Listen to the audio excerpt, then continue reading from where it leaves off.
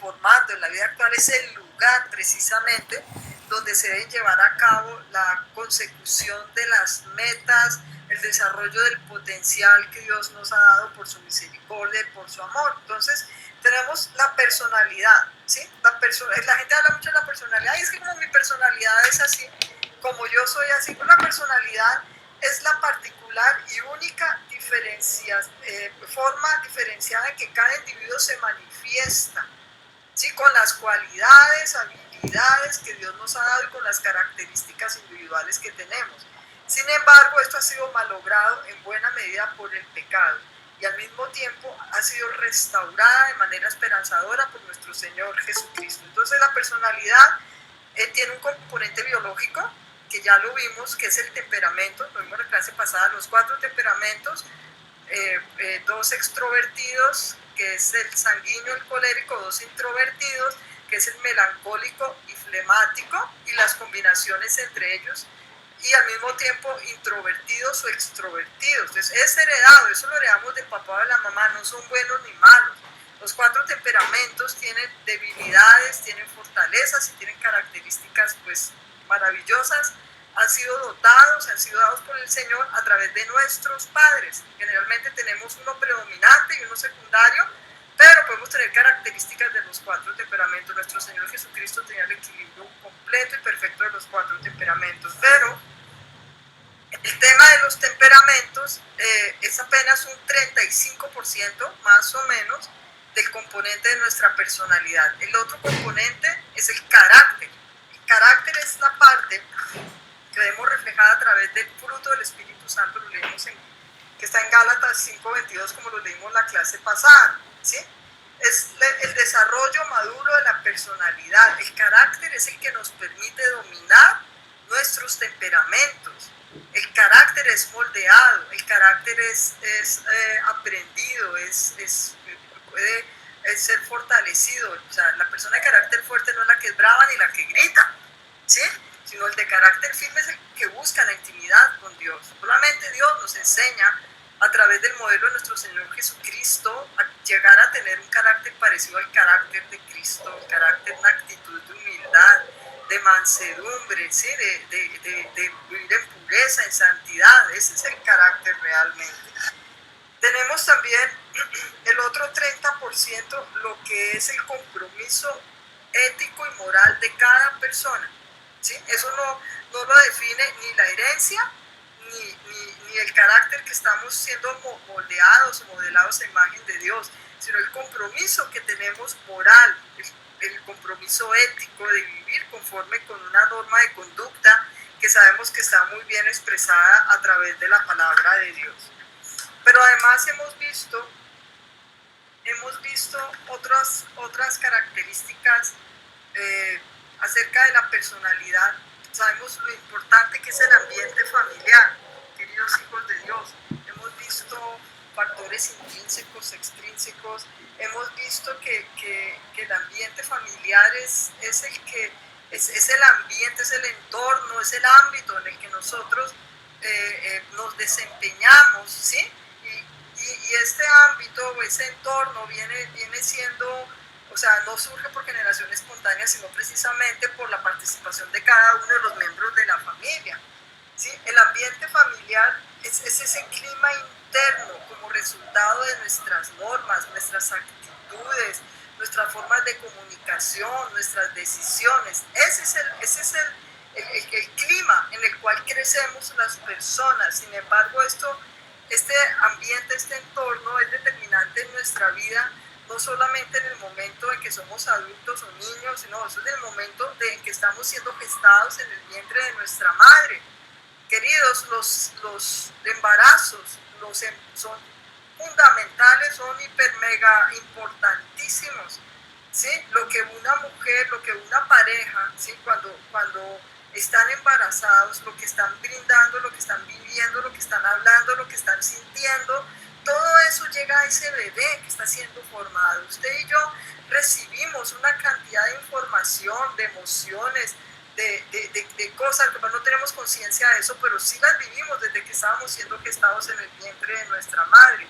El ambiente intrauterino debe ser mis queridos, el adecuado, el correcto, no perfecto, porque no existe. Cuando las mujeres estamos embarazadas sabemos que hay una gestación no solamente de un bebé, sino un montón de emociones, de cambios hormonales, de situaciones que pueden traer beneficio a ese bebé que viene en camino, o que por el contrario pueden traer dolor y daño a ese bebé que viene en camino. Por eso el ambiente familiar es tan importante, por eso desde que existe la concepción del bebé, tenemos que comprender, mis queridos, que Dios nos permite a través de la familia, ¿cierto? Poder, como les dije antes, desarrollar esas facultades, poder crecer, poder conocer al Señor, porque ahí en el hogar, en el entorno familiar, es donde nosotros, donde se gestan las bases de nuestro desempeño moral, de nuestro desempeño social en el futuro y durante toda la vida. ¿Vale? Cuando llegamos al Señor Jesús, si hay una persona que proviene de una familia rota o disfuncional, o donde ha habido dolor, sí tenemos la oportunidad de ser restaurados, porque nuestro sanador es Dios. Dios es nuestro sanador. Debemos buscar esa restauración, debemos buscar esa sanidad de lo que vivimos desde nuestra infancia, y aún de lo que no recordamos cuando estábamos siendo gestados en el vientre de nuestra madre, ¿cierto? Entonces, eso es algo que solamente a través de la presencia de Dios puede ser sano, puede ser restaurado, y gloria a Dios tenemos la oportunidad de ser, como dice la Biblia, restauradores, y nuestra descendencia también, de calles transitables, que donde hay escombros se pueda construir algo nuevo, de construir nuevas memorias, ¿sí? Como dice el Señor, olviden las cosas de antaño, ya no vivan en el pasado, estoy haciendo algo nuevo, de vivir algo nuevo cuando conocemos a nuestro Señor. Eso es un privilegio que tenemos, eso es un privilegio que nos ha dado Dios. Estuvimos viendo también lo que son las funciones del ambiente familiar, con las polaridades, que ya las 3 polaridades que vimos, no las voy a repetir hoy. Pero hay otros elementos que son importantes. Primero, que Cristo sea el centro de nuestro ambiente familiar. O sea, una familia, una relación de pareja, porque pues el hogar arranca por una pareja, ¿sí o no? Sin Cristo, o sea, por Dios, apague y vámonos. Cristo debe ser el centro. Dice la palabra de Dios, cordel de 3 hilos no se rompe. Tiene que haber oración, tiene que haber intimidad con Dios, búsqueda del Señor. Si no es con Dios, no es posible. Usted puede hacer los 34 cursos de autoayuda, leerse los 80 libros de motivación, todo lo que usted quiera, ¿sí? Pero si usted no tiene a Cristo, ¿sí? Eso no prospera, eso no mejora. Las personas viven de acuerdo con el bagaje, el aprendizaje que traen de sus propios hogares, y muchas veces de hogares rotos, de hogares disfuncionales, y vuelven a empezar esa misma historia, a multiplicar, a repetir esa misma historia de los antepasados. Por eso solamente a través de Cristo debe pues, haber un ambiente espiritual, de protección espiritual. Sí, debe haber un ambiente de protección espiritual. Vale, no le abrimos puertas a Satanás a través del pecado, ni a través del ocultismo, o de personas pues con costumbres diferentes a las que nosotros tenemos. Debemos precisamente propiciar y luchar, y qué rico, mis queridos, llegar uno a su casa y tener paz y poder descansar. O sea, qué tenaz cuando llegas después de haber trabajado todo el día o estudiado o lo que sea, de haber estado uno en una actividad, llegar uno a su casa y agarrarse de las mechas con la otra persona, y que sea un ambiente tenso, y que sea un ambiente de apaguemos la luz, hagámonos los dormidos, no, terrible. Eso me parece muy doloroso y muy triste. O sea, nuestra casa debe ser ese lugar de seguridad espiritual, emocional y física, ¿vale? Y eso depende de la participación de cada uno de nosotros dentro del rol que Dios ha predeterminado que nosotros tengamos, ya sea como esposas o esposos, o como hijos, o como hermanos, ¿sí? Entonces, para que haya una buena relación familiar, debemos respetar los roles, los deberes y los derechos, que ya los vimos iniciando nuestro curso, ¿sí? De acuerdo al rol de cada uno, ¿sí o no? Que haya normas y reglas. O sea, los límites son importantes, los límites son fundamentales en cualquier relación interpersonal que nosotros tengamos, dentro de una relación aprobada por Dios. Amén. Eso es muy importante, esos límites, las normas que hay en la casa para los hijos, los horarios, son límites, ¿sí? El horario de la comida, el horario de dormir, es que uno mismo tiene que colocarse horarios, mis queridos, es que el orden empieza por uno mismo. El orden es de Dios, Dios es un Dios de orden, no es que tengamos que ser cuadriculados pues al extremo de que, mejor dicho, todo tiene que estar milimétricamente controlado, no, pues eso lo que trae es presión también, ¿vale? Pero sí que coloquemos un orden en nuestra vida de acuerdo con las prioridades dependiendo del rol que Dios nos ha dado. Primero Dios, y sí tenemos que ser intencionales para buscar a Dios, y sí tenemos que ser intencionales para ir juntos a la iglesia, para servir al Señor, y sí tenemos que ser intencionales para que nuestra vida espiritual, nuestra relación con Dios vaya en un crecimiento dinámico. Tenemos que ser intencionales para que eso suceda, tenemos que ser intencionales para relacionarnos entre el esposo y la esposa con respeto, con amor, con sabiduría. Yo tengo que tener la intención de que mi esposo se sienta bien, de que yo pueda hacer por él lo que esté dentro de mi alcance. Tengo que tener la intención de hablar bien, de utilizar palabras sabias. La mujer sabia edifica la casa, recuérdenlo. ¿Sí? Recuerden que el hombre, que es el varón en la cabeza del hogar, tiene que tener la intención de ejercer ese rol. Que si su papá o que si su abuelo no lo hizo, no importa, usted sí, porque Dios le dio esa posición a los hombres. Que es difícil lo que está pasando con los hombres hoy en día. Vemos hombres, o sea, ser varonil no significa ser machote, significa ocupar el lugar que Dios les ha dado a los hombres como líderes, como cabezas, como proveedores de amor, de cuidado y de protección para su familia. El hombre tiene la responsabilidad. Miren, yo recuerdo, o sea, yo veo, lo he visto en mi esposo y yo recuerdo haberlo visto en mi papá también. O sea, eso es algo que debe ser, es lo natural. En mi infancia yo recuerdo a mi papá dando sus vueltas nocturnas por la casa, cerrando, verificando que todo estuviera cerrado, que estuviéramos todos acostados. Éramos 8 hijos, entonces él iba contando 1, 2, 3, 4, me falta 1, me faltan 2, así era, así, y él no, hasta que no llegaban todos a la casa, mis hermanos, él no se acostaba, hasta que llegó a ser incluso de adulto mayor, hacía lo mismo. He visto a mi esposo estar pendiente de las cosas de la casa, resolver los problemas si algo se dañó. Nada de que le dicen a la mujer, vaya usted, mi hijita, llame a no sé qué, vaya usted, resuelva. No, el hombre es el que resuelve, el hombre es el que resuelve.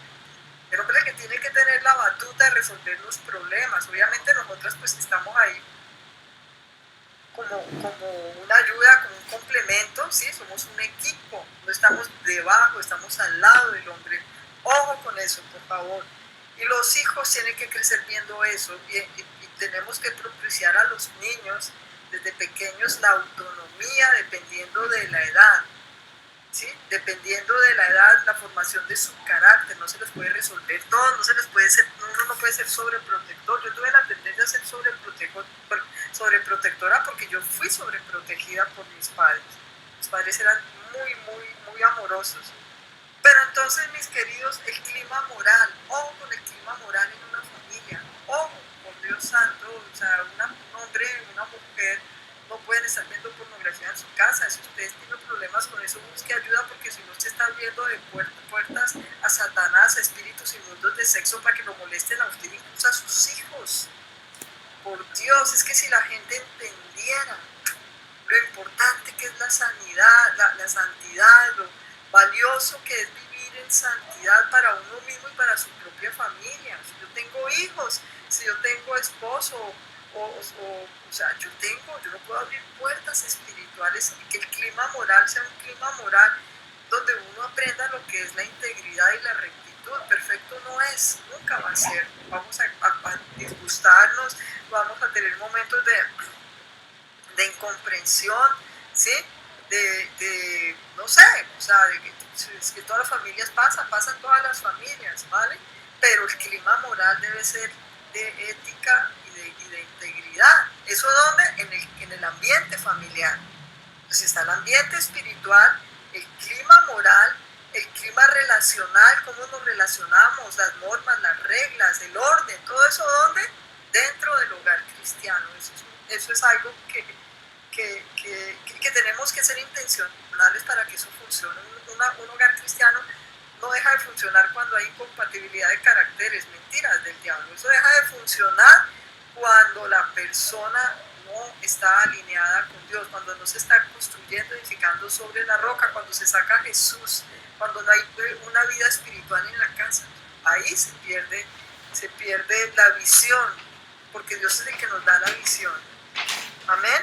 Y que hay que establecer normas y reglas, permitir que cada persona conserve su singularidad y su personalidad. O sea, tú puedes cambiar el temperamento de tu cónyuge, ni siquiera el de tus hijos. Ese es el que Dios nos dio y punto.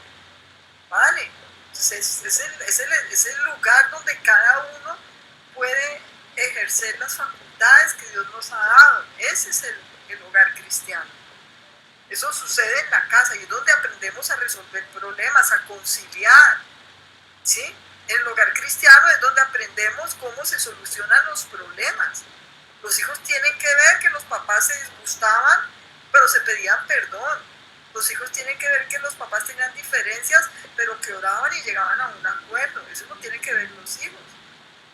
¿Sí? O sea, no puede ser que si haya gritos, maltrato, abuso, violencia psicológica, violencia física, eso no puede haber, eso no puede existir, porque eso es lo que trae destrucción y además se multiplica lo mismo en los hogares de nuestros hijos, porque se repite la misma historia. Entonces, mis queridos, hoy vamos a mirar, dentro de esta introducción, vamos a mirar otra familia que me comunican que Andrés Loaiza, que le tocaba, no puede darlo, pero vamos a hacerlo aquí entre todos, igual, nos edificamos los unos a los otros. Listo, acompáñenme por favor a Génesis 24 y vamos a ver la familia de Isaac y Rebeca.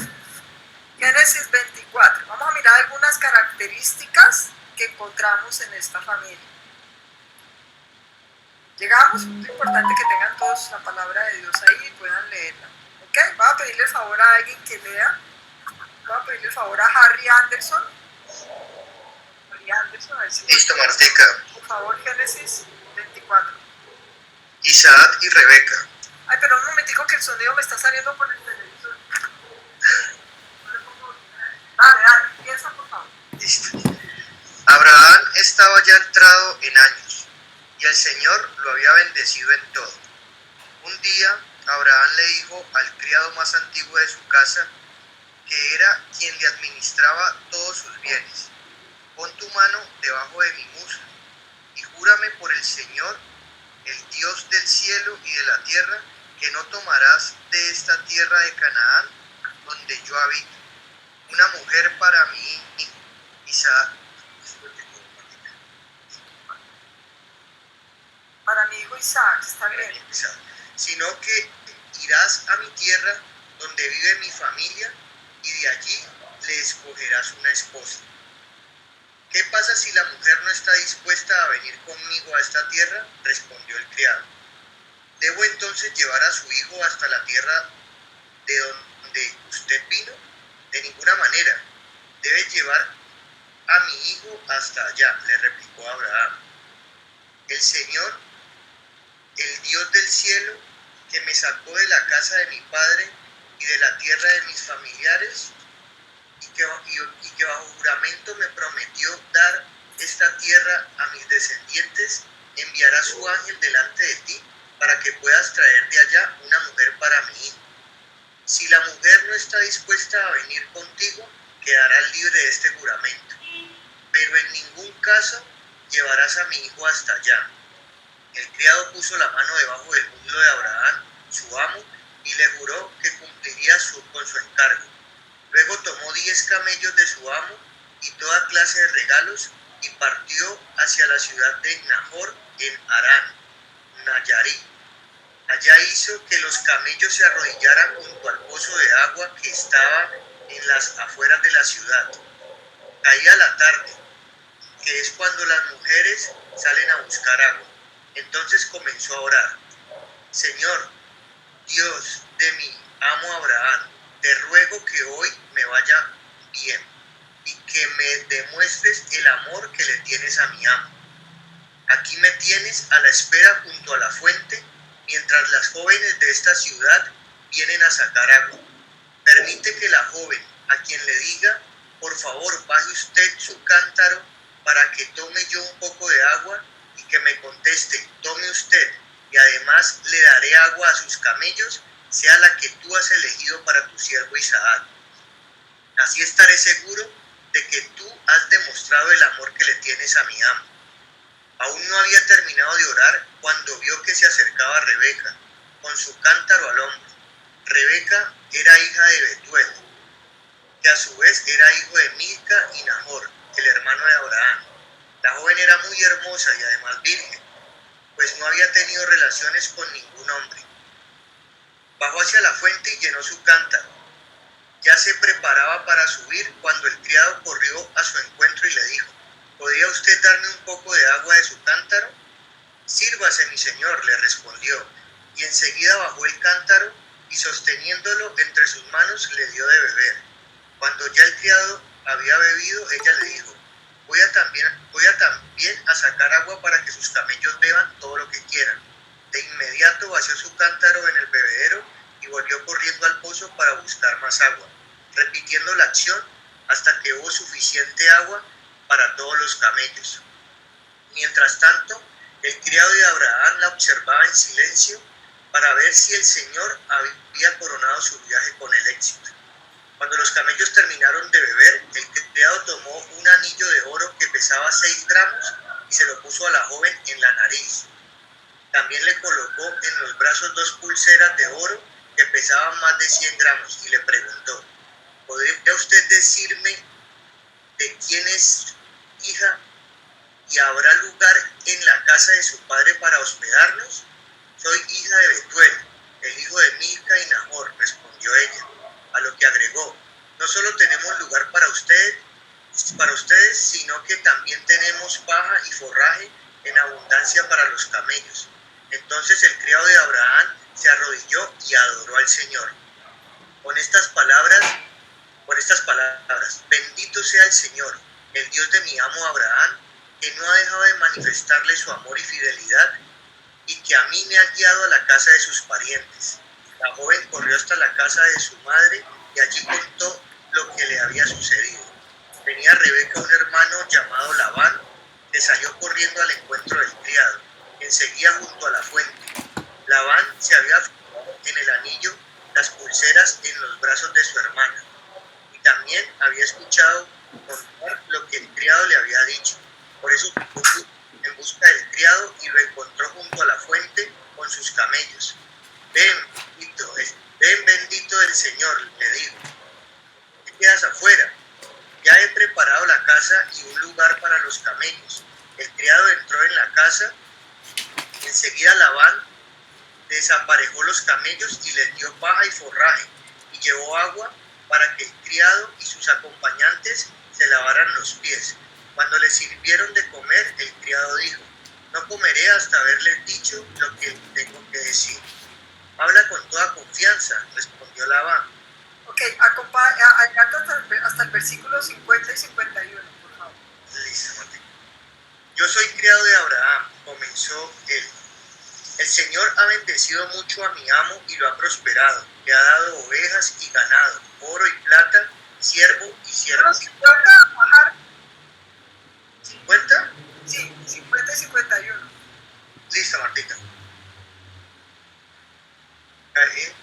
Siervos y siervas, camellos y asnos. Sara, la esposa de mi amo, le dio en su vejez un hijo.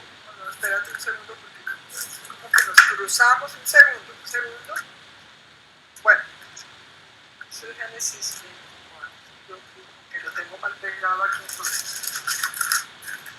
Ahí voy en el 36. No, pero el versículo 50 dice, yo lo voy a leer tranquilo. Ok. Labán y Betuel respondieron: sin duda todo esto proviene del Señor y nosotros no podemos decir ni siquiera ni que que sí ni que no. Aquí está Rebeca, tómela usted y llévesela para que sea la esposa del hijo de su amo, tal como el Señor lo ha dispuesto. Gracias, Harry, por la lectura. Bueno, aquí tenemos varios elementos, mis queridos. ¿Cuál encuentras tú, Harry, ya que leíste?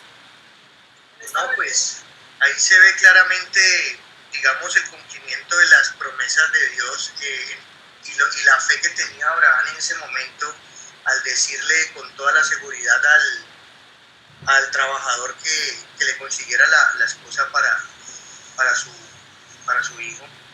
Entonces es algo... ¿Eso qué significa? Se busca es primero la voluntad de Dios. Listo. El deseo de Abraham era que su hijo, que no se casara con cualquier mujer, pero por Dios, es que ¿quién quiere que su hijo o que su hija se case con cualquier gato? Nadie, ¿cierto? Buscar la voluntad de Dios, ¿sí? Miren, ¿por qué tan importante el yugo igual, mis queridos? ¿Sí? ¿Por qué tan importante que estemos dentro de la voluntad de Dios cuando establecemos una relación con una persona? ¿Vale? A veces hay confusión en este tema y yo quiero que entendamos que es que hay que buscar la voluntad de Dios porque la voluntad de Dios es buena, agradable y perfecta. ¿Vale? Entonces por eso le encargó a una persona de total confianza tremenda tarea, una esposa para mi hijo. Ya este muchacho ya no era un muchacho, era un hombre de 40 años. ¿Sí? Además él pertenecía al pueblo de Dios, era nieta del hermano de Abraham, o sea que creo yo sobrina nieta de Abraham. ¿Sí? Además le puso unas señales, o sea, hay cosas que uno tiene que aprender a ver en las personas. ¿Sí? Este hombre no llegó viéndole qué medidas tenía la joven, ¿no? A ver si tenía senos naturales o no, o cómo era el derrier, o cómo eran las piernas, o qué tal estaba, ¿no? Porque si fuera en esta época, yo me imagino con el celular mandándole el video a Isaac, mire Isaac, ¿qué tal esta? ¿No? Y además como ya se vestían con esas túnicas, pues no se les veía ni las piernas, ni el derrier, ni los senos, ni nada, absolutamente nada, su rostro, seguramente su figura pues es estilizada, o sea ellos intencionalmente, o sea, buscaban prioridades. Además dice la Biblia que ella era muy hermosa. Y si la Biblia dice que ella era muy hermosa es porque no era igual que Sara. Sara también fue una mujer, mejor dicho, hermosísima. ¿Sí? Entonces, era una muchacha virgen, ¿sí? Sus virtudes morales, sus virtudes personales, ¿sí? Era una mujer que pertenecía al pueblo de Dios. Era una mujer que tenía una capacidad de trabajo, pero bárbara. Ustedes ya hoy en día sabemos que darle agua a un camello es un camello realmente. O sea, yo no recuerdo la proporción de las medidas, pero eso era, mejor dicho, ir yo no sé cuántas veces a sacar agua del pozo con un cántaro. ¿Cuánto podría pesar un cántaro? Yo me hubiera rajado en eso, en esa prueba. Me ponen esa prueba y yo creo que me encantan los animales. Yo hubiera buscado cómo darle agüita a los animalitos, seguro que sí, pero era cargar un cántaro, llevarlo aquí encima, ¿sí? Ir y volver, ir y volver, ir y volver, ir y volver, ¿sí? Y además a cambio de ¿qué? Del servicio. La importancia del servicio en una mujer, igual en un hombre, claro que sí. Pero o sea, es esta forma como Dios nos muestra en que pues la muchacha era bonita, ¿sí? Además era servicial, además pertenecía al pueblo de Dios, además moralmente era una persona escogida, o sea, una persona decorosa en su vida moral. Entonces son cualidades que tenemos que tener en cuenta, que deben imperar no solamente en nuestros hogares, porque si usted se va a casar con una persona, o sea, en noviar, o a empezar a salir con una persona en yugo desigual con la que ya compromete su corazón, ¿usted qué espera encontrar ahí, mis queridos? ¿Una persona divorciada puede volverse a casar? Por supuesto que sí. Amén. Hay iglesias donde dicen que no, eso es una doctrina que no es bíblica. Son mandamientos que no son bíblicos, porque hay mujeres que vienen de abuso, de golpes, de traiciones, de sufrimiento, de muchas cosas que Dios no quiere que las hijas tengamos, o hay hombres que vienen de relaciones donde también ha habido de todas las cosas, sufrimientos, traiciones, adulterio. Dios no quiere eso. Amén. Y además que fueron uniones generalmente que se realizaron antes de conocer a Cristo. Pero cuando ya estamos en Cristo, ¿cuál es la excusa? Ya conocemos la palabra de Dios.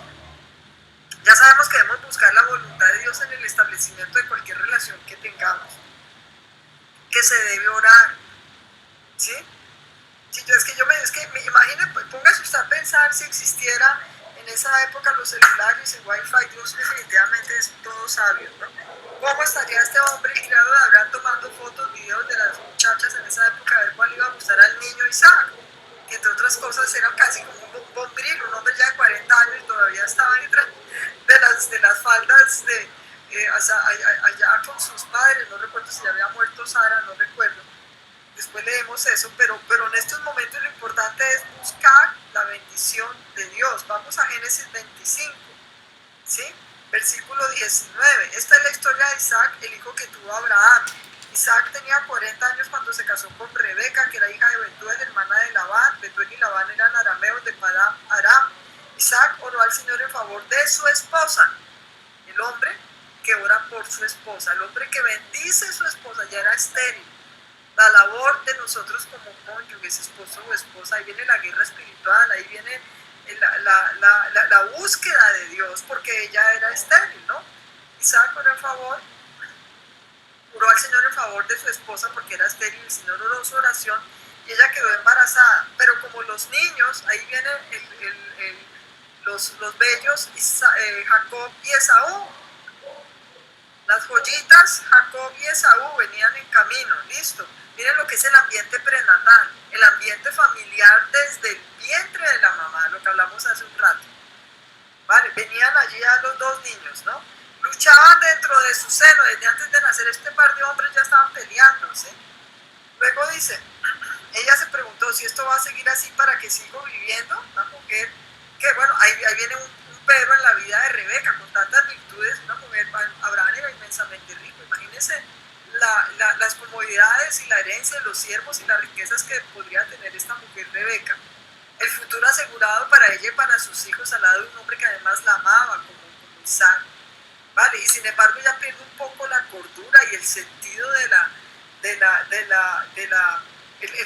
la cordura emocional, que dice, ¿para qué sigo viviendo? No, pues ya quería morirse, ¿sí? Entonces fue a consultar al Señor y él le contestó, Dios le habla claramente, 2 naciones hay en tu seno, 2 pueblos se dividen desde tus entrañas, uno será más fuerte que el otro, el mayor servirá al menor. O sea, ya Dios se lo había prometido desde que los niños venían en su vientre, el mayor servirá al menor. Cuando le llegó el momento de dar a luz, resulta que en su seno había mellizos. El primero en nacer era pelirrojo y tenía todo el cuerpo cubierto de vello. A este lo llamaron Esaú y luego nació su hermano, agarrado con una mano el talón de Esaú. A este lo llamaron Jacob.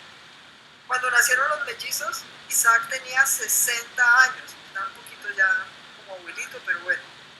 Los niños crecieron. Esaú era un hombre de campo y se convirtió en un excelente cazador, mientras que Jacob era un hombre tranquilo que prefería quedarse en el campamento. Entonces le encantaba estar detrás de las naguas de su mamá, ¿sí?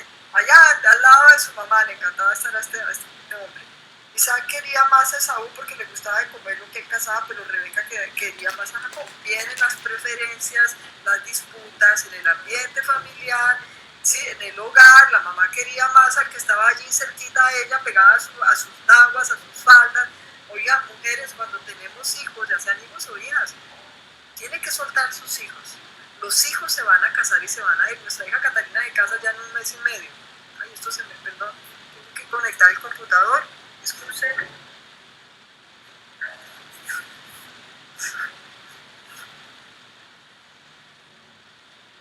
Entonces, hay que aprender a soltar. O sea, nuestros hijos, mis queridos, le pertenecen a Dios, no son de nosotros. O sea, Dios te los da, ¿sí? Como un regalo, como una recompensa, como una bendición hermosa.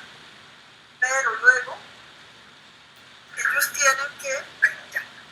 tienen que hacer su propia vida, ellos tienen que crecer, ellos tienen que cumplir los propósitos de Dios en sus vidas, ¿sí? O sea, pues, el matrimonio.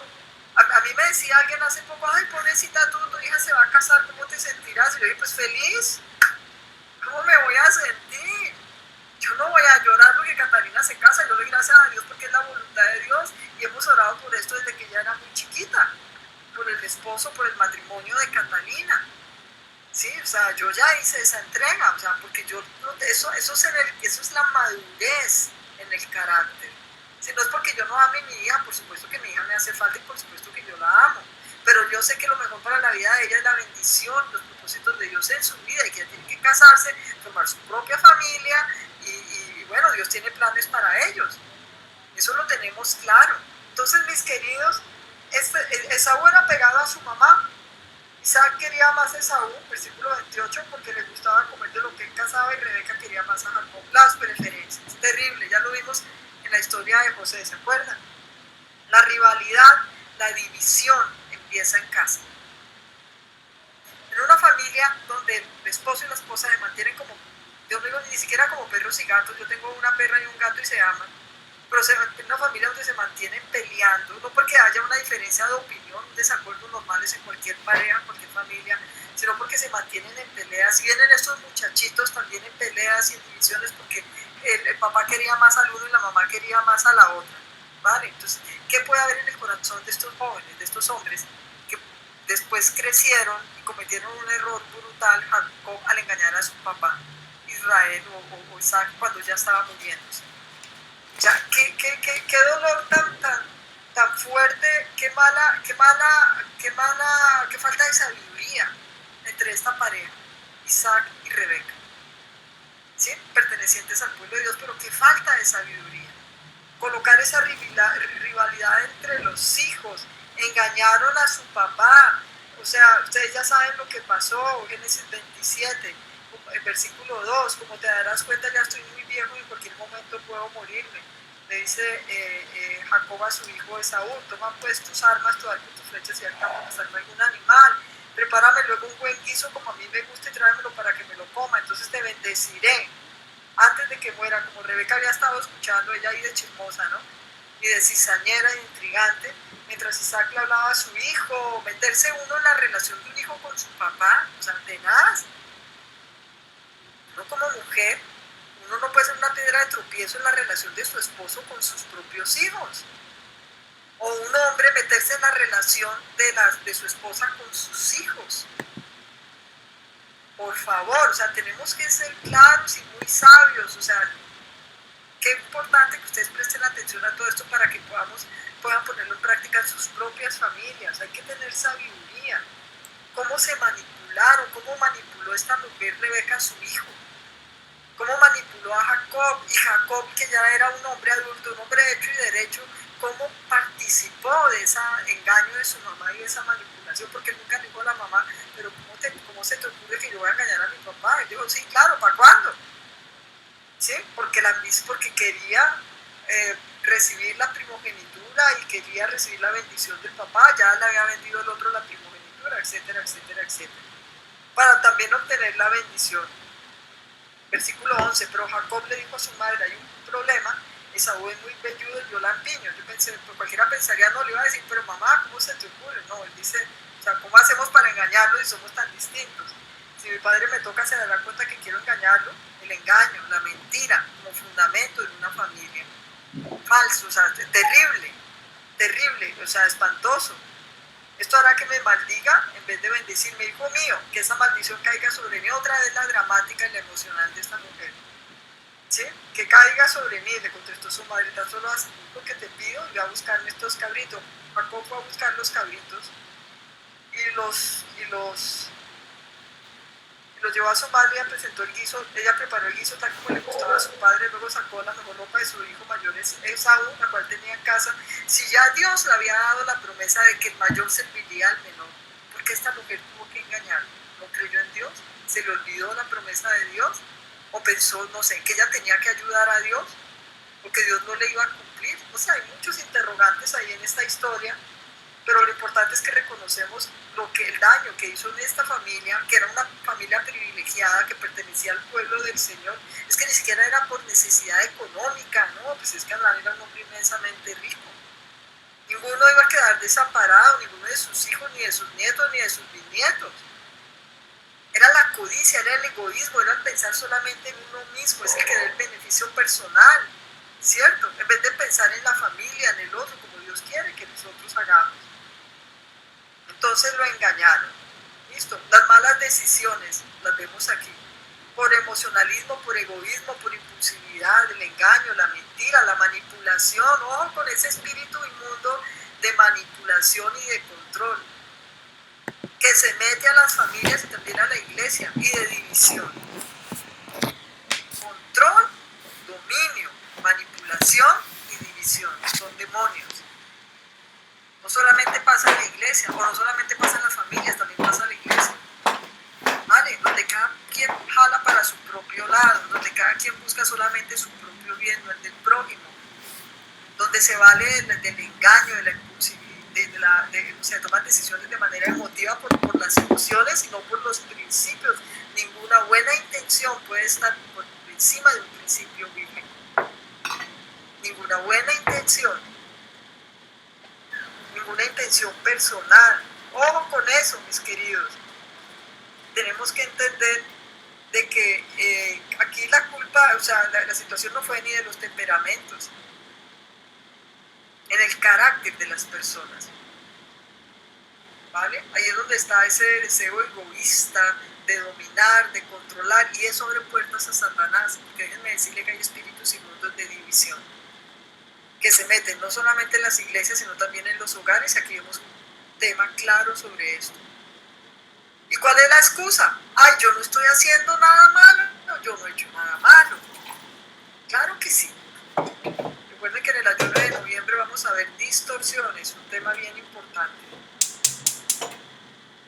Entonces, vamos a mirar otro tema, que es el tema del noviazgo. Porque si vamos a hablar del matrimonio, tenemos que hablar del noviazgo. ¿Amén?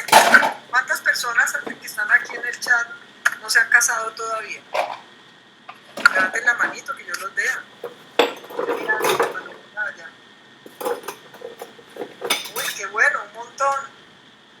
Excelente, vamos a trabajar sobre el noviazgo. ¿Listo? Ok.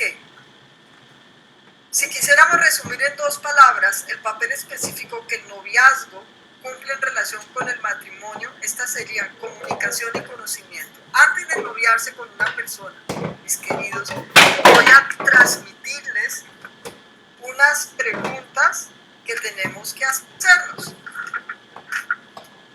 con respecto al noviazgo. Perdón, busco aquí en mi material.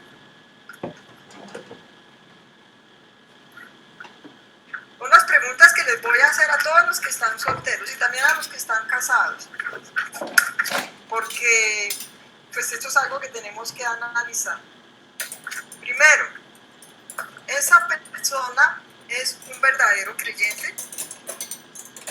Anótelo, porque el día que usted conozca a alguien y le haga tucutuco el corazón, usted tiene que hacerse estas preguntas a ver qué pasa. ¿Vale? Esa persona es un verdadero creyente, esa persona que te está cambiando las luces, esa persona que hay una ilusión, esa persona con la que hay empatía, lo que hay un gusto. Primero, es un verdadero creyente. ¿Y cómo nos damos cuenta? Pues la palabra de Dios dice: por sus frutos los conoceréis. El fruto del Espíritu Santo, ¿sí? Es una persona que obedece la palabra de Dios y la estudia, es una persona que se congrega, escuchen bien. Es una persona que sirve a Dios, porque todos te van a decir: yo sí creo en Dios, pero de a mi manera.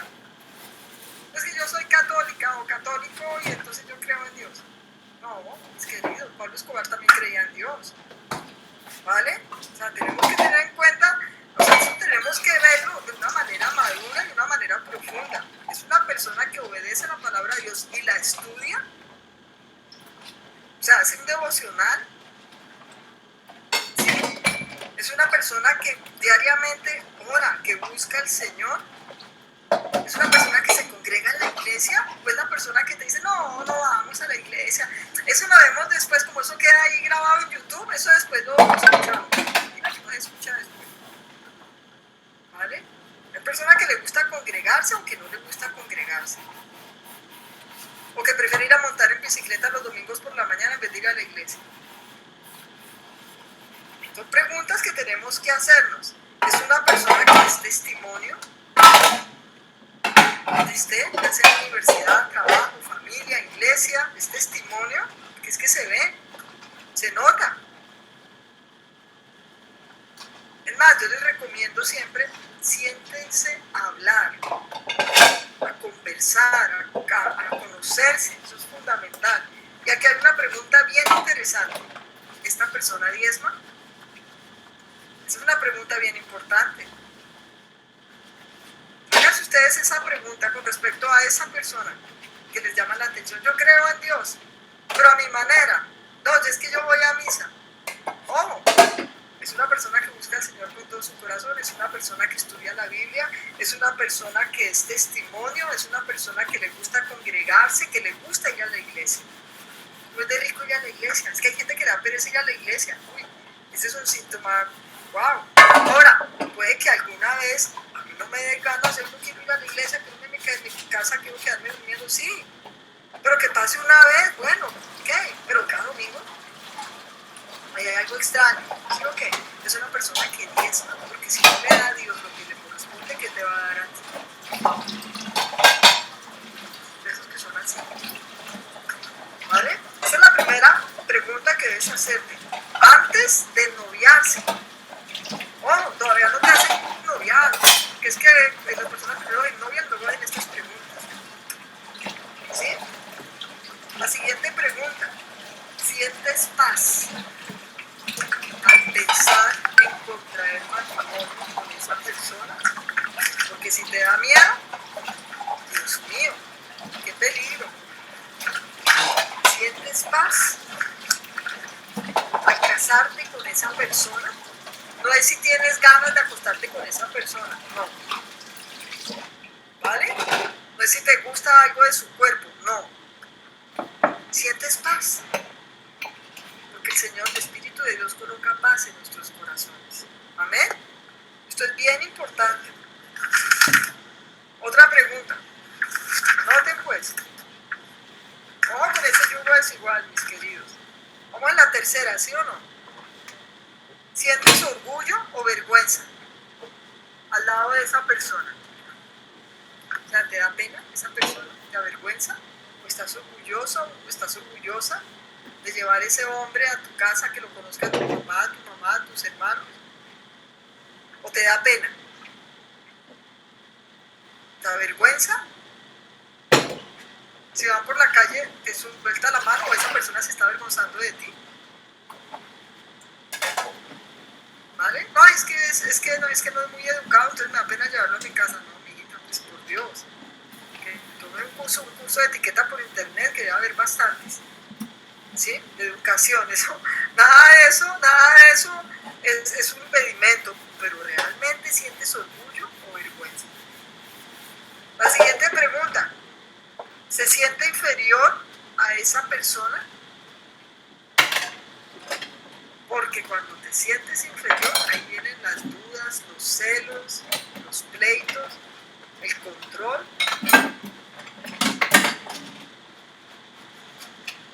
Conozco personas que están pensando que su esposo o su esposa los va a dejar o los va a cambiar por otra persona porque tiene más posición. Ojo con eso. ¿Cuál es la situación de cada uno? Son preguntas que tenemos que hacernos. ¿Sí? ¿Te sientes inferior o es un yugo igual, aunque sea cristiano? Si te sientes inferior o piensas que esa persona es inferior a ti, con cuidado. O tienes un problema de orgullo o tienes un problema de baja autoestima. Examinemos eso. La siguiente. ¿Has experimentado agresión por parte de esta persona? Ojo con esas personas que se alteran, que no se controlan, que te levantan la voz y luego te dicen yo no hice nada, yo no estoy haciendo nada malo, yo no fui, ¿sí? ¿O fue culpa tuya? ¿Tú provocaste que yo reaccionara así? ¿Es tu culpa que yo grite? ¿Es tu culpa que yo rompa las cosas? Ojo con eso. No es que un día uno pues se altera y uno cuando se altera a uno le da rabia, entonces uno dice, no, sí, pero si eso es lo que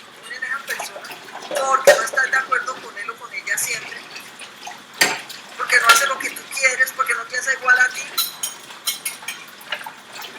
Grave y además peligroso.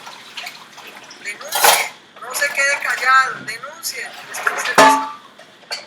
Denuncien, no se queden callados. Sí, de verdad que sí, por Dios, es que Dios no te formó, Dios no te creó para que seas maltratado, por favor, abran los ojos.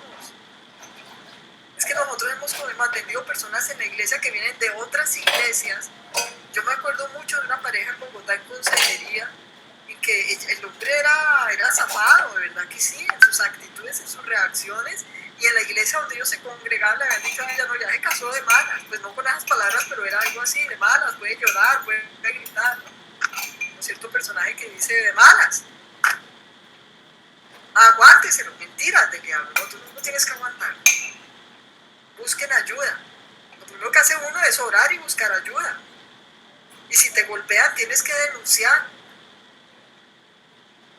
Eso tiene que ser claro. ¿Vale? Ojo con esa agresión. Porque es todo lo contrario a lo que Dios quiere en una relación. La palabra dice que debemos amar a nuestro prójimo como a nosotros mismos. Cuando leemos Romanos 13 sabemos lo que es el amor. Cuando dice la Biblia que el amor todo lo sufre, todo lo espera, todo lo soporta, no está hablando de golpes, ni de maltrato. ¿Vale? La siguiente. ¿Existen celos? Ojo con esa persona que te prohíbe hablar con tus amigos o amigas, que te prohíbe saludar a otras personas, que tienes que estarlo llamando o estarla llamando cada hora para ver dónde estás, que te duele, a ver a qué huele. Ojo con esa persona, mis queridos, que se altera. Si tienes algún amigo o alguna amiga del mismo sexo, pero aquí hay que aclarar, del otro sexo, pero aquí hay que aclarar algo bien fundamental y bien importante. Si uno no da motivos, ¿por qué van a existir los celos? ¿Sí me explico? Si estamos en santidad, ¿por qué vamos a ser celosos? Pero si hay una actitud de una relación inapropiada, fuera de los límites de Dios con otra persona, obviamente que tiene que haber un campanazo y tiene que haber una reacción. Recuerden, las mujeres casadas y los hombres casados, mujeres casadas y los hombres casados no tenemos amigos íntimos del sexo opuesto, no existen. Puede ser su amiguis de la infancia, no puede ser su amiga. Usted no puede convertir ni en el confidente ni en la confidente de una persona que no sea su esposo o su esposa si es del sexo opuesto. Ojo con eso. Tengan mucho cuidado. Ay, la compañera de trabajo, y entonces es el chat con la compañera o el compañero de trabajo, y que mamita, cómo amaneció, y que cosita, y que, Dios, es que miren, le hablo de cosas, estoy hablando de cosas que vemos en nuestra iglesia. No es que no está en el mundo, ni en las películas, ni en TNT, no, en la iglesia Casa sobre la Roca, personas que decimos en consejería. Es que mi esposo es muy amable con las mujeres, muy amigo, entonces, no, pero es que tiene chat con la fulana y que mi amorcito, ¿cómo está? Y que mi vida, no, por Dios.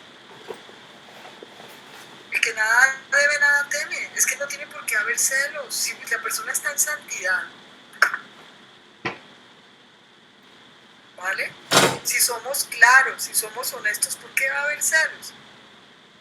Puede un hombre trabajar rodeado de un montón de mujeres. Si usted sabe quién es como hijo de Dios, si usted es fiel a Dios, usted es fiel a su esposa.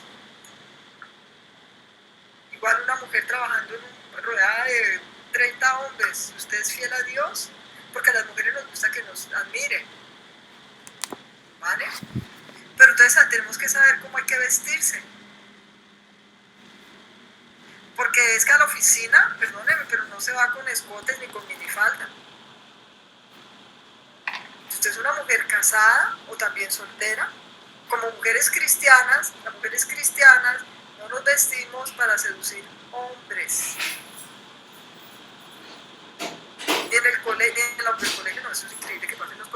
pasa también. Ni en la universidad, ni en el trabajo, ni en la iglesia. ¿Vale? Ni las mujeres cristianas nos acercamos a saludar hombres, a cogerles la mano, a cogerlos aquí. No, si usted es una mujer casada o soltera, todo con decoro. Si usted es un hombre casado o soltero, también. ¿Sí? Hemos visto hombres en la iglesia que todas son princesa, mi amor, mi vida, y en los ministerios. Usted hay que llamarle la atención a la gente y decirle, venga, todas sus compañeras, digamos de mujeres, por colocar cualquier ejemplo, no sé ni su amor, ni nada de eso. Salude con decoro, con decencia, con educación, así se ve más bonito. Entonces, eso con respecto a los celos y a la agresión. La siguiente, ¿existe una buena comunicación?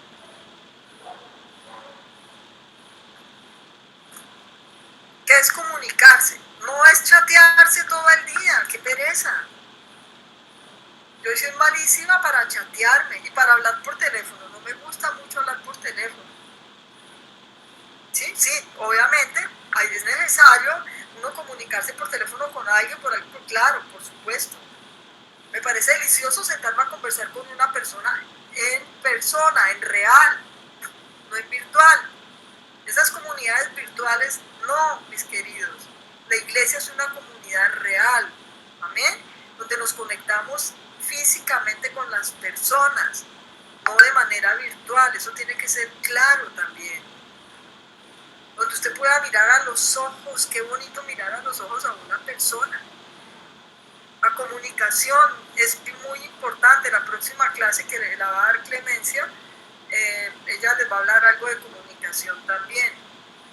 La comunicación se necesita dos. La comunicación, lo hemos trabajado en Casados en nuestra iglesia, contiene un lenguaje verbal, un lenguaje no verbal. Es el contenido de las palabras, pero también es la forma como se dicen las cosas. Son los gestos, las miradas. La comunicación tiene un montón de componentes que son muy importantes. Usted está hablando con una persona, mirándola a la cara, poniéndole atención, asintiendo, o está usted mirando el celular mientras almuerza, mientras desayuna, mientras come. Fatal eso, terrible. ¿Cómo vas a conocer el corazón de una persona si no escuchas, si no conoces? Es por la abundancia del corazón que habla la boca, dice la Biblia. Déjalo hablar, escúchalo. A veces hablamos y hablamos y hablamos como loras, como cotorras, y no dejamos hablar a la otra persona. A los hombres hay que dejarlos hablar, mujeres de Dios. Hay que dejarlos hablar, hay que escucharlos. Nosotras nos callamos y escuchamos. Y los hombres tienen que escuchar a la mujer, porque nosotras hablamos eso sí sin ningún problema, pero tienen que escuchar. Apague el celular y escuche. Mire a los ojos y a los hijos con mayor razón. Y hay que observar, hay que mirar. En los ojos se ven tantas cosas. El lenguaje del cuerpo habla tanto, habla muchísimo. Las actitudes, los gestos hablan. Todo eso forma parte de la comunicación. ¿Existe buena comunicación? Debe ser profunda y en un doble vía para poder conocerse. Hablamos y escuchamos. Escuchamos y hablamos. Debe ser un intercambio. ¿Existe una buena comunicación? Si no hay una buena comunicación, grave. ¿Sí? Grave y peligroso. Porque es más, esto debe ser antes de noviarse. Es que no estaba hablando ni siquiera de los casados, sino de cuando somos amigos, porque es que primero somos amigos. La amistad es una preparación para el matrimonio. Todo esto que estamos hablando, estas preguntas, debe ser durante la amistad, no durante el noviazgo. Qué rico salir a comer con un amigo, ir a un cine. Qué afinidades, qué gustos en común tenemos. Conocer la otra persona durante la amistad, para que la amistad sea bien larga. La amistad es bien larga y el noviazgo más corto. Y la amistad larga para poder conocernos, para poder hablar. No es para tener sexo. El sexo antes de casarse es una pesadilla y es una maldición. Esto tiene que ser claro y tenemos que hablarlo como es. Una pregunta bien importante. ¿Conoce el por qué esperar hasta el matrimonio? ¿O esa persona te está presionando para tener avances contigo a nivel sexual? ¿O sabe por qué es importante esperar? ¿Listo? Ojo con eso. Por eso es importante el yugo igual. Una persona no cristiana no va a entender por qué no te vas a acostar con ella. No lo van a entender. Ténganlo por seguro. Lo que quieren es tener sexo. ¿Existe atracción física? Por supuesto que tiene que haber atracción física. Te tiene que gustar esa persona. ¿Sí? Tenés cuando uno piensa, ay no, es muy feo. No, es tan fea, pero bueno, tiene un buen corazón. No. ¡Qué tristeza! Tiene que haber una belleza interior, por supuesto que es muy importante, pero también en el exterior. Que puedas mirar y gustar lo que tú miras, que te guste. Que te atraiga, por eso es que hay que arreglarse, mis queridos, hay que echarse perfume, las mujeres, de los hombres loción, qué rico, un hombre que huela rico. ¿Sí? Que se vista bien, no es que tenga que ser ropa de marca, pues si le gusta la ropa de marca, puede comprarla, pues chévere, póngasela. Pero bien vestiditos, bien organizaditos. Y con la camiseta rota, la camiseta amarilla, oliendo a chucha, perdónenme, pero pues es que uno tiene que ayudarse un poquito. Miren, es que son cosas, uno se ríe, pero son cosas que a veces, no, aunque no lo quieran, a la gente se lo olvida. Por eso hay que conocer aún los olores desde la amistad. ¿Sí? Las reacciones. Entonces sí, la atracción física. La siguiente, ¿existe aceptación por parte de los padres?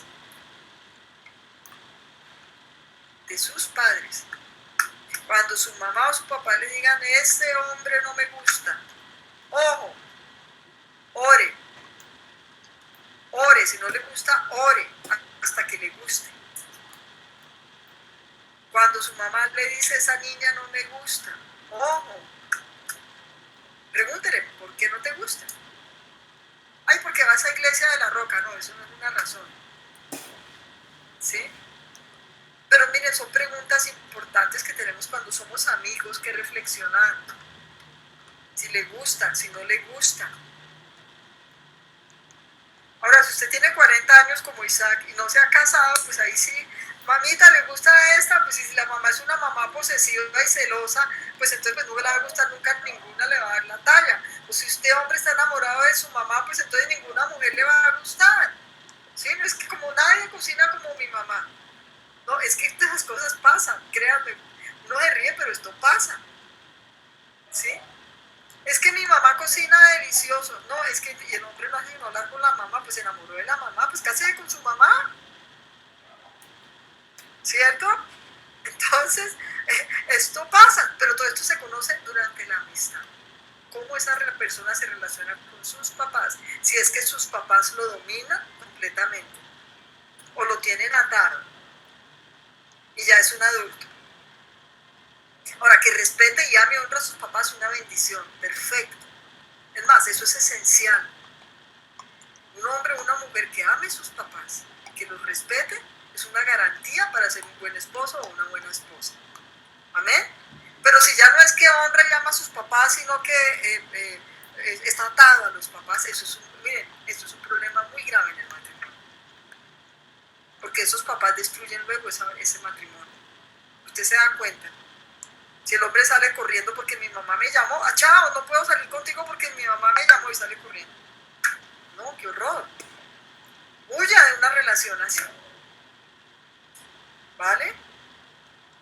O si en vez de para tomar decisiones le pregunta al papá y a la mamá, siendo una persona adulta. O si el papá y la mamá escogen la ropa por él o por ella, y resulta que es una persona de 25 años, o de 30 años, o de 40 años, como el joven Isaac. Bombril. Entonces, Entonces, si usted tiene una relación muy cercana con su papá y su mamá, Dios lo bendiga, ámelos, honrelos. Mi papá ya murió, tengo a mi mamá viva y cuando tengo oportunidad la visito y es una bendición para mi vida. Pero ella nunca se metió en mi matrimonio. ¿Vale? Pero usted no puede amar más a sus papás que a su esposo o a su esposa. Ni puede permitir que sus papás ofendan a su esposo o a su esposa. Usted tiene que pararlos y decirles, te exijo que respetes a mi esposo, o si no yo no vuelvo a visitarlos. Así, a veces uno tiene que decirle así a la gente que haga, se los prometo que es así. O hacen la reunión familiar y no invitan a la esposa del sujeto, y el sujeto deja a la esposa sola y se va a la reunión familiar de su mamá y su papá, porque como no la quieren, eso pasa. Créanme que pasa. ¿Listo? La posición de esposo y de esposa es una bendición. Pero todo esto que les estoy contando tiene que conocerse desde la amistad. Si el hombre trata muy bien a sus padres, qué bendición. Pero si depende de sus padres, qué peligro. ¿Es claro? Hablando de una persona ya adulta. Igual si es la mujer, si honra y ama a sus padres, qué bendición. Y si está todavía bajo la autoridad de los padres porque vive en la casa, está muy bien, por supuesto. Pero una vez sale de su casa para casarse, ya no está bajo la autoridad de los papás. Entiéndanlo. El momento en que usted se casó, usted no está bajo la autoridad de sus padres, ninguno de los dos. Está bajo la autoridad de Dios. Y usted es la autoridad en su casa, si es hombre. Con amor. No sé si tengan preguntas respecto a este tema.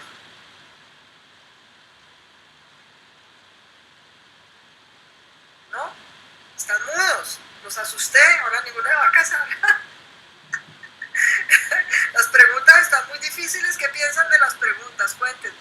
¿Qué piensa Viviana Rendón? ¿Qué piensas? No, pues no es que estén difíciles, sino que normalmente cuando se inician estas relaciones, no más es como prima el gusto, ¿cierto? Como esa, y se deja la razón de un lado. Entonces, cuando uno empieza a analizar todo esto, en últimas es la razón, pero es la palabra de Dios, ¿cierto? Como llevándolo a uno a tomar una decisión que sea más sensata y que en últimas permita como que esa, si se da la relación, sea una relación como que está cimentada. Pero no, pero las preguntas no son difíciles, o sea, son muy reales, ¿no? O sea, preguntas que tienen que tener en cuenta. Claro, pasa en la vida real. Hugo Pasos está preguntando algo. Sí, gracias. Nosotros estamos hablando de noviazgo, pero quisiera hacer un aporte más sobre el noviazgo. A ver si podíamos un poquito ampliar sobre el noviazgo, pero nosotros somos a veces, en el caso de los que se separaron o nos separamos una o dos veces, hay noviazgos, o sea, no solo un noviazgo, el noviazgo de soltero, el noviazgo de casado por primera vez, inclusive el noviazgo de casado por segunda hasta tercera vez, bueno, más, en la mujer y en el hombre. Entonces yo quise ver la iglesia cómo trata eso, cómo se ve eso, porque el noviazgo soltero es muy diferente del noviazgo de separado. Creo yo, es una opinión personal. Bueno, el noviazgo del soltero es diferente del noviazgo del separado. Yo pienso que los principios son los mismos. Igual Cristo debe ser el centro, ya sea el noviazgo de los jóvenes que están noviados o de una segunda relación después de un divorcio. Los principios bíblicos son los mismos. Claro que cuando ya la persona tiene una ruptura, un matrimonio anterior y quiere empezar una nueva relación, ya tiene más experiencia. Pienso que la diferencia está en la experiencia. Pero en cuanto al fundamento y los principios es lo mismo, pero vamos a mirar a través de una historia bíblica algo sobre el noviazgo, claro que sí. Quiero que me acompañen a propósito de la pregunta de Hugo. Vamos a la palabra de Dios y vamos a mirar un noviazgo en la Biblia. Acompáñenme por favor al libro de Ruth, capítulo 2, en la palabra. de noviazgo, pero vamos a hacerlo con un ejemplo bíblico. Vamos a pedirle el favor a ver quién nos va leyendo. Harold, por favor, nos leyendo Ruth, capítulo 2. Inicio. Encuentro de Ruth con Booz. ¿Okay? Noemí tenía por parte de su esposo un pariente que se llamaba Booz. Para hacer una introducción, perdón, se me cayó todo aquí. Una introducción, Ruth es una mujer viuda. Ya había tenido una relación anterior. ¿Listo? Entendí la parte. Bueno, Ruth es una mujer viuda.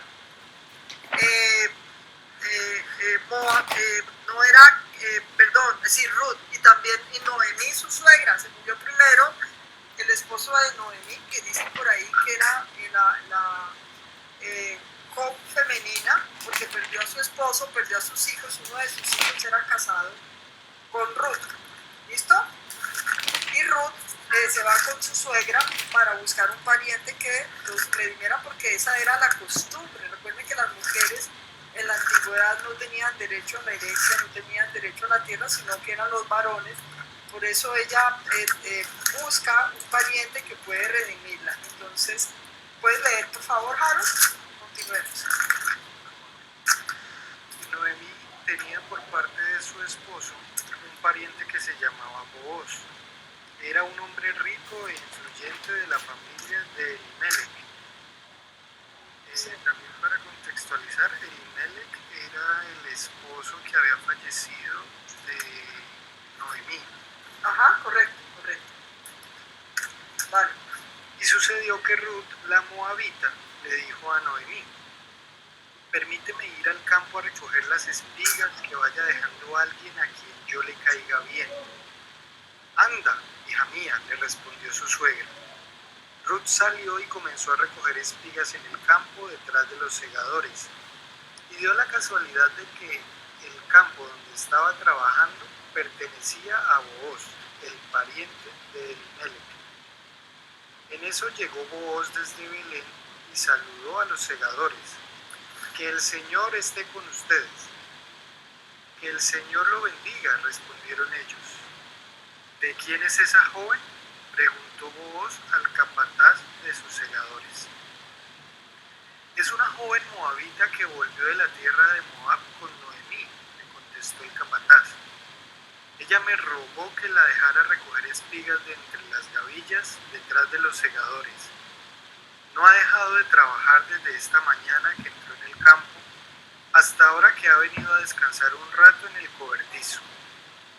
Entonces Booz le dijo a Ruth: escucha, hija mía, no vayas a recoger espigas a otro campo, ni te alejes de aquí. Quédate junto a mis criadas. Fíjate bien en el campo donde se esté cosechando y síguelas. Ya les ordené a los criados que no te molesten. Y cuando tengas sed, ve a donde están las vasijas y bebe del agua que los criados hayan sacado. Ruth se inclinó hacia la tierra, se postró sobre su rostro y exclamó: ¿cómo es que le he caído también a usted hasta el punto de fijarse en mí siendo solo una extranjera?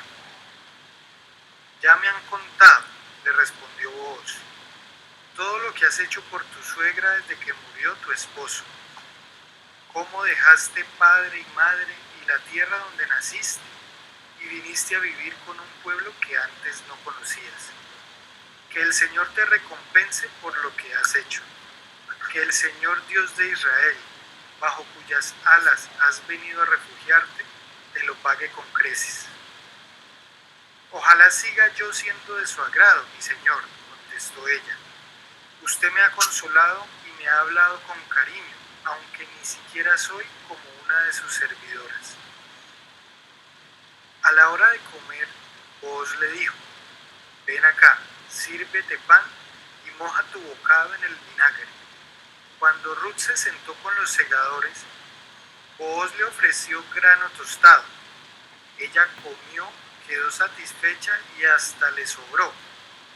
Después, cuando ella se levantó a recoger espigas, él dio estas órdenes a sus criados: aun cuando saque espigas de las gavillas mismas, no la hagan pasar vergüenza. Más bien dejen caer algunas espigas de los manojos para que ella las recoja y no la reprenda. Así que Ruth recogió espigas en el campo hasta el atardecer. Luego desgranó la cebada que había recogido, la cual pesó más de 20 kilos.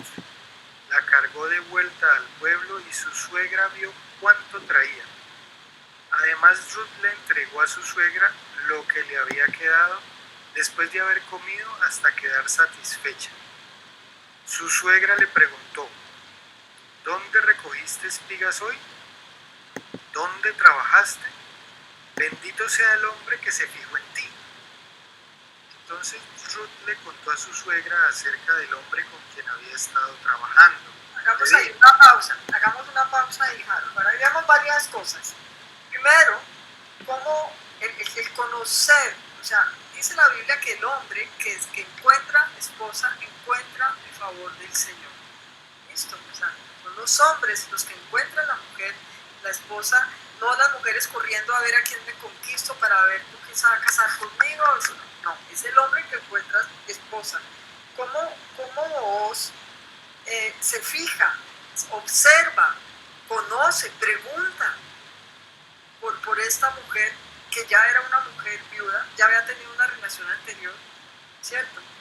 Cómo se fija en ella y cómo admira, ¿sí? lo que Ruth estaba haciendo, porque la veían trabajar, de que ella iba detrás de los segadores, recogía las espigas que se caían todo el día, o sea, no fue a pedir ayúdenme, no, ella empezó a trabajar y empezó a buscar, y todo esto atrajo la admiración de Booz, ¿sí? Dice el versículo 8, Booz le dijo a Ruth: escucha, hija mía, no vayas a recoger espigas a otro campo, ni te alejes de aquí, quédate junto a mis criadas. Fíjate bien en el campo donde se estén cosechando y síguelas. Ya les ordené a los criados que no te molesten, y cuando tengas sed, ven a donde están las vasijas y bebe el agua que los criados hayan sacado. Como él se asegura de protegerla. La conoce, la observa, pregunta por ella, la protege. ¿Qué le debe brindar un hombre a una mujer? Esa protección, mis queridos. ¿Sí? No es porque el hombre se quiere ofrecerle a una mujer el sustento, ¿sí? Me decía alguien alguna vez, una señora, Neiva, me decía: ay no, doña Marta, es que los hombres, en vez de ser al revés, de que el hombre es el que le ofrece a una mujer, ¿qué le ofrece un hombre a una mujer? Es la mujer que tiene para ver si el hombre se la acerca. O sea, este hombre la cuida, este hombre la protege, este hombre da órdenes de que le den agua, de que no se vaya a otros campos porque aquí va a estar mejor, aquí está protegida, ¿sí? Ruth se inclinó hacia la tierra. Bueno, ya les ordené a los criados que no te molesten, y cuando tengas sed, ve donde están las vasijas y bebe del agua que los criados hayan sacado. Ruth se inclinó hacia la tierra, miren la humildad de ella, se postró sobre su rostro y exclamó: ¿cómo es que le he caído también a usted hasta el punto de fijarse en mí, siendo solo una extranjera? Ya me han contado, respondió Booz, todo lo que has hecho por tu suegra, la admiración de las virtudes del hombre a la mujer. Vuelvo y les digo, ella no estaba fijando en cómo estaba ella en su cuerpo, sino sus virtudes, sus cualidades, su esfuerzo, ¿sí? Eso es, hoy en día, pues que cuando un hombre mira a una mujer, pues yo no sé qué es lo primero que les mira, ¿no? Pero pues el Cristo debe mirar las virtudes, las cualidades, ¿sí? Porque esta mujer, recuerden que una vez Noemí quedó viuda y Noemí les dijo a Ruth y a la otra esposa del otro hijo: váyanse tranquilas a su tierra, y Ruth le contestó: yo iré donde tú vayas y tu Dios será mi Dios. No quiso abandonarla, se vino con ella, una mujer leal. O sea, una mujer que amó a su suegra, ella no fue rival de su suegra, ni su suegra era rival de ella, o sea, había una relación bonita, seguramente fue una muy buena suegra, Noemí. Por eso Ruth quiso acompañarla, era una mujer mayor, O sea, cómo la respetó, cómo respetó la suegra, cómo se vino con ella, la cuidó, trabajó por ella, y de todo esto se fijó ¿quién? Vos. Mis queridos, vos representa a nuestro Señor, el que nos redime, ¿vale? Nuestro redentor, nuestro proveedor. ¿Ok? Luego dice aquí, dice versículo 13, ojalá siga siendo yo de su agrado, mi Señor, contestó ella, usted me ha consolado y me ha hablado con cariño. Cuando las mujeres nos damos cuenta cómo nos habla un hombre, todavía no son novios, todavía no se han casado, pero para nosotras es muy importante cuál es la forma en que un hombre nos habla, cómo le habló, qué le dice a ella a él, cómo me ha hablado con cariño, aunque ni siquiera soy una de sus servidoras. A la hora de comer, vos le dijo, ven acá, sírvete tu pan y moja tu bocado en el vinagre. ¿Qué le ofrece un hombre a una mujer? La estabilidad, el equilibrio, la seguridad, la protección, la provisión. Ojo, hombres, ustedes son los proveedores del hogar. Aunque nosotras trabajamos también, aportamos, apoyamos, esencialmente es el hombre el proveedor del hogar. ¿Listo? Entonces, me perdí. Bueno, cuando Ruth se sentó con los segadores, Booz le ofreció grano tostado. Ella comió y quedó satisfecha y hasta le sobró. Después, cuando ella se levantó a recoger espigas, él le dio estas órdenes a sus criados: aun cuando saque espigas de las gavillas mismas, no le hagan pasar vergüenza. Más bien deje caer algunas espigas de los manojos para que ellas las recojan y no las reprendan. El hombre protegiendo y asegurándose del bienestar de la mujer, como debe ser, como Dios quiere que sea. Así que Ruth recogió las espigas en el campo hasta el atardecer, una mujer trabajadora, una mujer emprendedora, ¿sí? Luego desgranó la cebada que había recogido, lo cual pesaba más de 20 kilos, además era fuertecita, ¿no? La cargó de vuelta al pueblo y su suegra, bueno, ya después le contó a la suegra lo que había pasado y acerca de Booz.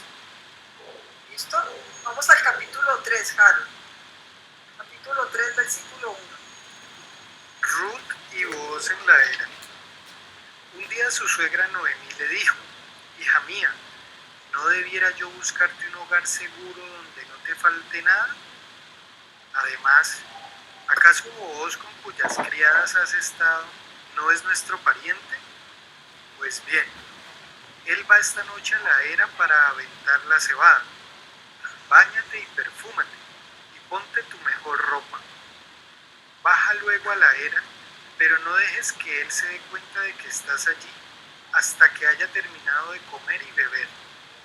Cuando se vaya a dormir, te fijas dónde se acuesta. Luego vas, le destapas los pies y te acuestas allí. Verás que él mismo te dice lo que tienes que hacer. Haré todo lo que me has dicho, respondió Ruth. Y bajó a la era e hizo todo lo que su suegra le había mandado. Booz comió y bebió y se puso alegre. Luego se fue a dormir detrás del montón de grano. Más tarde Ruth se acercó sigilosamente, le destapó los pies y se acostó allí. A medianoche Booz se despertó sobresaltado y al darse vuelta descubrió que había una mujer acostada a sus pies. ¿Quién eres?, le preguntó. Soy Ruth, su sierva. Extienda sobre mí el borde de su manto, ya que usted es un pariente que me puede redimir. Que el Señor te bendiga, hija mía. Esta nueva muestra de lealtad de tu parte supera la anterior, ya que no has ido en busca de hombres jóvenes, sean ricos o pobres. Y ahora, hija mía, no tengas miedo. Haré por ti todo lo que me pidas. Todo mi pueblo sabe que eres una mujer ejemplar. Ahora Bueno, bien, dejémoslo ahí. Bueno, más adelantico le dice él a ella, sí, tan cierto como el Señor vive, te juro que yo te redimiré, así que acuéstate hasta que amanezca. Así que se quedó acostada a sus pies hasta el amanecer y se levantó cuando aún estaba oscuro, pues él había dicho que no se sepa que una mujer vino a la era. Y luego Booz le dijo, pásame el manto que llevas puesto y sosténlo firmemente. Ruth así lo hizo y le echó 20 kilos de cebada y puso la carga sobre ella y luego regresó al pueblo. ¿Qué fue lo que pasó allí? ¿Sí? Eso no tiene ninguna connotación sexual. cuando ella fue a ver a Booz. Y no fue a seducirlo, no fue a ver qué conseguía de Booz, a ver si él caía en la trampa de la seducción y de la manipulación. Era simplemente una actitud de respeto, de estar a los pies de Booz y cómo Booz la protege y guarda la reputación de Ruth. ¿Sí? Para terminar la historia, sabemos que Booz finalmente, como siendo el pariente más cercano, la redimió, se casó con ella, ¿sí?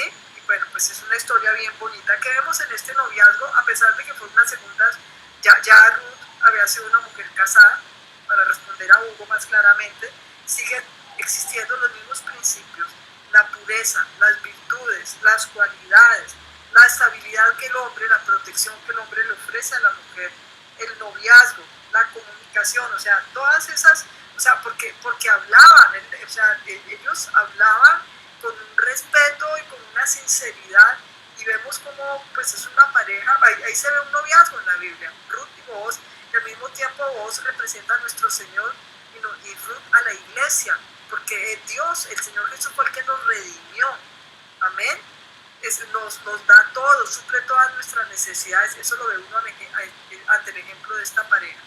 ¿Listo? Mis queridos, creo que aquí terminamos la clase de hoy con el tema del noviazgo. El noviazgo definitivamente es muy importante, pero antes del noviazgo debe existir la amistad. La amistad es una etapa de conocimiento, de comunicación.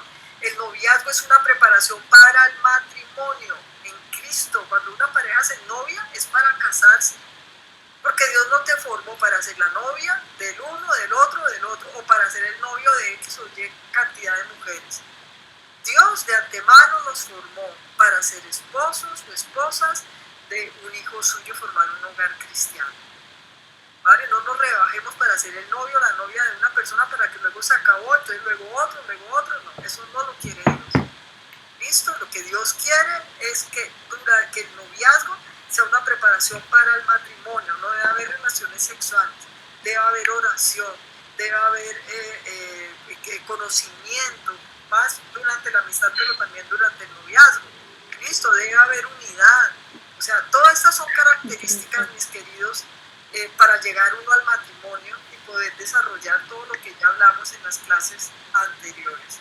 Si no tienen preguntas, ¿tienen alguna pregunta con respecto a este tema del noviazgo, de la amistad? Contacto físico no debe haber. Hemos dicho, el contacto físico, la diferencia de contacto físico entre la amistad y el noviazgo no debe haber. O sea, si acaso cogidos de mano, de pronto un abrazo, piquito, nada de besos con lengua ni de caricias excitatorias. Eso hay que evitarlo, porque para qué se van a poner a sufrir y aguantarse de que con esa excitación tan tenaz y no pueden hacer nada, porque entonces es pecado, estamos en fornicación, pero esas caricias también es fornicación. Entonces cuidemos el corazón, guardemos la pureza, guardemos la santidad y disfrutemos de un matrimonio de bendición. Amén. Eso es lo que Dios quiere y eso es un tesoro y es un regalo. Dios los bendiga. Aquí terminamos. La próxima clase es la última clase, la van a tener con Clemencia, que es una persona que ya domina también este tema. Y nada, si necesitan consejería, pues ustedes saben que nos vemos en la iglesia. ¿Vale? Sí, Harold, te escuchamos. Martica, pues yo tenía una presentación de el recuento de esta historia de Ruth, pero si gusta, pues la puedo compartir en el grupo. No, o puedes compartirla también la próxima clase. Me parece muy lindo, Harold. ¿Listo? Entonces, Clemencia, la próxima clase que Harold haga la presentación. Gracias, Harold. Sí, señora. La próxima clase y Clemencia entonces desarrolla el tema que falta. Harold, qué pena, contigo se me había olvidado. Pero gracias de todas maneras por eso. ¿Tienes algo que aportar diferente a lo que hemos hablado o lo haces en la presentación? Bueno, pues lo único es que al final, digamos, la historia empata con haciendo el símil, o bueno, la conclusión que yo saco es el símil de la redención que, como tú lo expresabas ahorita, Dios, digamos, a través de Jesucristo nos redime. Entonces, así como vos redimió en ese momento a Ruth, pues Jesús nos redime a nosotros como su iglesia. y ver cómo Dios utiliza, digamos, a Ruth, que era una persona extranjera, que no hacía parte de Israel, para lograr, digamos, semejante logro, y que también al final de esta historia darnos cuenta de que a través de Ruth es que viene el linaje de Jesús, porque el hijo que ellos tienen termina siendo el abuelo del rey David, que es de donde procedemos todos. Entonces, pues como a partir de algo insignificante, de una mujer humilde como ella, extranjera, pues estamos nosotros acá redimidos por la gloria de Jesucristo. Harold, excelente. Muchas gracias por ese aporte y si tienes toda la razón. Ok, mis queridos, Dios los bendiga. Vamos a orar para terminar, para descansar y la próxima semana tendremos la última clase. ¿Listo? Vamos a pedirle el favor a algún compañero que ore, a Harry, por favor. Harry, órenos, Harry, por favor. Bueno, Martica.